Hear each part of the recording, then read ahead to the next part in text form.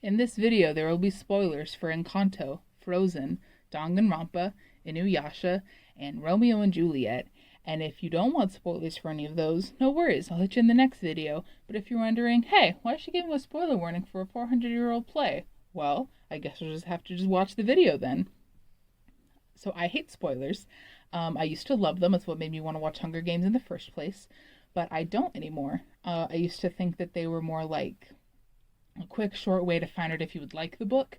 And then once you actually read it or watched it or whatever, it would be like context or like a backstory, like a flashback even. If you start out with an impactful scene and then jump back like 2 years earlier, that kind of thing. But I don't anymore. I think it kind of ruins the experience now, and I've been trying to avoid spoilers for things I'm enjoying for a while now. And a lot of times I have had things ruined for me when I didn't want spoilers, and I want to talk about it. I think that you can always tag something as a spoiler, even if it feels silly, because you don't know where someone's situation is that's interacting with your content. And if there's something that physically doesn't allow you to add things like an extra slide on Instagram or like a caption on TikTok to like block most of the video and like for a couple seconds to give people a chance. If you're physically or mentally unable to do that, you're not who I'm talking about. I mean if you have the ability to. I think that you should. For example, when I make YouTube videos and TikTok videos, I add captions. On TikTok, I add captions within their system and the text on the screen, depending on which style works better for you. Because I watch some things with zero volume, like people are sleeping in the house. I know that there's some hard of hearing people that have access to your video now because you did that. And I know it takes time to do those things. You can't just like slap things up as easily, but I still think that you should do it. And I want to talk about some examples that made me want to make this video in the first place. First up is Encanto. I saw Encanto as soon as it was available on Disney+. I don't think I have a movie theater in my town. I just moved to a small town. It's technically a village. And I don't think I have a movie theater here, so I watched it as soon as it was on Disney+. But before then, I had already been getting TikToks about it, and I had known that Bruno had given a vision to Mirabel to hug Isabella. So I already knew that going into the movie. So I was kind of on edge the whole time, waiting for it to happen. The closest that I can imagine it is I know that there's a spider in Lord of the Rings, and I always forget that it's just in the third one. So whenever I want to watch the first two, I'm like, every time there's somewhere dark, I'm like, oh, is the spider here? Is the spider here? So I can't focus on enjoying the story. I have to be on edge the whole time. And the same things happen when there's a spoiler that I know is coming. Every time there was a scene with those two, I was afraid. Not necessarily afraid, but just like focusing on that would be the scene. So I was trying to pay attention twice as hard for something that didn't even exist. Same thing for Frozen. Frozen came out on Thanksgiving, I believe, and I didn't see it till the spring after. So like 6 months, which is longer than someone's normal like spoiler-free time. Like I know when an Avengers movie came out recently, either Infinity War or Endgame, I feel like there was like a 2-week period after the initial release before people could kind of freely talk about it. So I know 6 months is way longer than the normal unspoken time period. But it was still ruined for me. I still knew from a Tumblr post reposted on Pinterest that Anna was betrayed by Hans, that he was secretly evil, that he tried to kill her. And I knew that going into the movie, so it was less fun. And it was frustrating. I mean, I was a child also, so it was like, kind of, why do I want to see it? I only went because a friend wanted to go, so I went with them. Otherwise, I probably wouldn't have seen it. And I like Frozen. It's a good movie. Next up, I want to talk about Danganronpa. If you haven't played Danganronpa, it is a murder mystery game. And the whole point is when there's murders, finding out who committed the murders. It's a whodunit. It's about 6 whodunits per game, plus like a big twist at the end for the first one. The first one is the only game that I've played. And I do want to say that most of the Danganronpa fans that I have interacted with have been very good at tagging spoilers. Usually the game and the chapter that it involves in, so you can see kind of where it is based on what knowledge you know.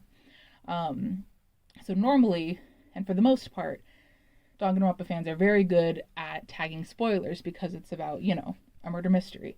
But I know a lot of things about the second game that I shouldn't yet.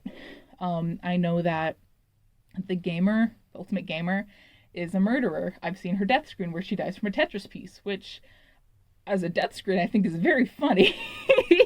But as someone who hasn't played it, that's very frustrating. I think the girl with the orange kimono dies. I think the girl with the short red skirt and the button up with the big boobs dies, like Akane or something. I don't remember. And I'm pretty sure that, okay, so I'm in a Danganronpa Discord, and there's this dude that they refer to as Spoiler Man, and he's got long black hair and I think like a suit or something. I think that's the main character of the second Danganronpa game, because I've seen spoilers and their faces kind of look similar. I've seen a lot of art without looking for it. And I think it's the main character with amnesia.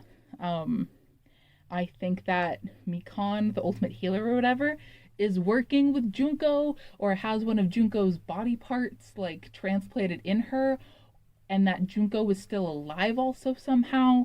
It's very confusing. But I know a lot of things that I shouldn't because of spoilers, and it is very frustrating when I'm trying to solve puzzles. Around every corner I'm going to think, oh, did one of these girls do it? Who is it? Who are they going to murder this time? When it could be the very last case, so I will be on edge the whole time. And I think that's a very uncomfortable feeling. It kind of drives me away from wanting to play it at all, even though I do want to know what happens next. Next up, I want to talk about Inuyasha. Now, Inuyasha came out a long time ago, decades ago, either before I was born or when I was a baby. I was born in 2000, by the way. But I am watching it for the first time right now. I'm on like season 5 or so. And I know things about it that I don't want to know. I know that Kagome and Inuyasha get together and have a kid. I'm pretty sure that Moroku and Sango get together as well. I don't want to learn more about it. I'm trying to watch it. There are 7 seasons and 4 movies. I'm watching as fast as I can.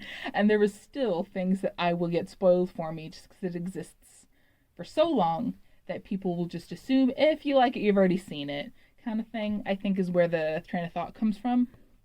That doesn't apply for me. Watching it as soon as I gained interest in it, once I wanted to watch it. But it's already kind of too late for me because I was just born late. So I think it's unfortunate that it just decided because of how young I am that it's just kind of doesn't really matter if you get spoiled for you.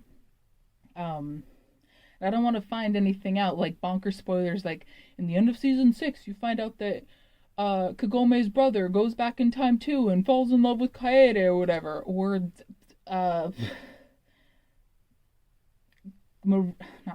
don't know. I can think of it. I can't even think of any like wild things that I don't want to find out to happen. I just don't want it to be spoiled, even though it has been out for a very long time. And lastly, Romeo and Juliet. I don't care that it's been out for 400 years. It doesn't matter. I think if someone doesn't know that they die at the end, that they shouldn't be spoiled for that. I grew up in an American school system, so we had to read Shakespeare a whole bunch of times. We had to read the Julius Caesar, Jesus Christ. We had to read Julius Caesar. We read Midsummer Night Dream. We read one other one I can't remember, but I don't think we actually read Romeo and Juliet, but I still know just what happens. Oh, and Macbeth, that was the last one. But I still have, even though I haven't read Romeo and Juliet, I still know what happens because it's just so a normal part of our society. There's knowledge about it. And I think that's kind of frustrating. Like, if someone grew up, like, I don't know how big Romeo and Juliet is in China. If someone from a foreign country that doesn't know that much about Shakespeare comes to a place with a lot of Shakespeare and they get it spoiled for them, that would be very frustrating, I'd imagine. It's like just like how there's a bunch of stories that I don't even know exist yet that I would want to know. And I think even if it's that old, within the public domain old, centuries and centuries old, I think it could still benefit from spoiler warnings. Because if you're able, I think having inclusive information is helpful. And if it's not, if you don't think so, let me know. I'd love to have a discussion about this, but I don't really think there's any downsides that I can envision about adding spoiler warnings. And granted, I know there's more important things in the world. I don't mean to get so nitpicky that everyone just burns out from exhaustion of worrying about everything. I don't mean to do that to anybody. I just think it would be helpful to do. That's just my opinion, though. Like I said, I want to talk to you about it. Like in the comments. Think about what you'd want to talk about while I do the ad read for this week. Hello, my name is Nicole, but not as a YouTuber, as an epic business owner. I have an Etsy shop where I make crochet dolls like this, along with a bunch of other things. We also have tea blends. We also have dice sets. We also have some cool scarves. We're into kind of whatever you want. We have a whole bunch of wild stuff. Excuse me. So if you're interested, please check out the link in the description. If you're not interested, don't even worry about it, because you just watching this video is helping so much. Cool. Thank you. Now back to epic YouTuber Nicole. In conclusion of my essay, TED Talk, what have you, please tag things with spoilers if you have the ability and the time.